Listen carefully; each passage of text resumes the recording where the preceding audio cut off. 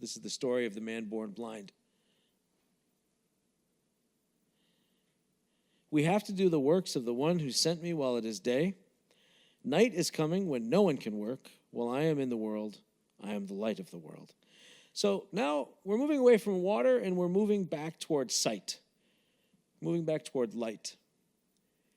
This is another way, another symbol John gives to that thing that Jesus gives us, that change that comes over us when we encounter and believe in Jesus. We have light.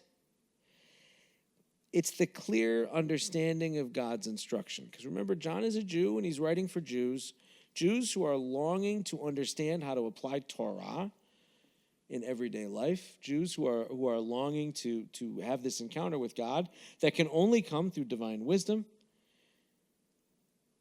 The light is Jesus' command.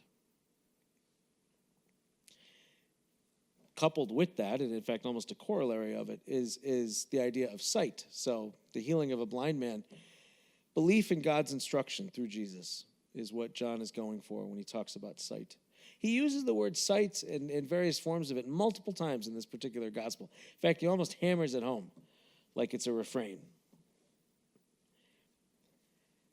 Blindness, interestingly, in this particular gospel, takes on two different nuanced meanings. So it's lack of belief either way. But Jesus at one point says to the Pharisees, if you knew that you didn't know, you would be exempt from sin. But because you pretend that you know, and obviously don't, then you are in sin.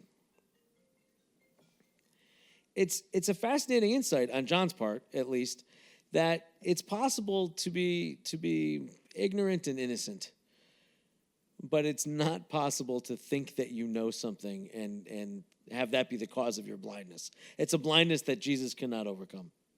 Well, at least not the way he healed the blind man. So again, John is focused on this idea, this everything that Jesus has to teach us.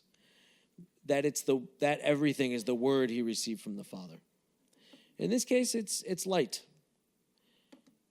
insight, ways of living and loving in the world the way that God would have us live and love in the world. And the transformation is that once we start to see a lot better. Like it happens very quickly in John's mind when we start to live the gospel, that new opportunities to love, new opportunities to be Christ in the lives of others, new opportunities to sacrifice ourselves for the life of another start to present themselves, and we are able to approach them and do them.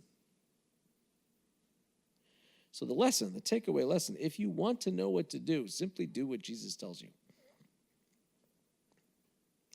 John's gospel, as complicated and dense as it might seem, is not rocket science.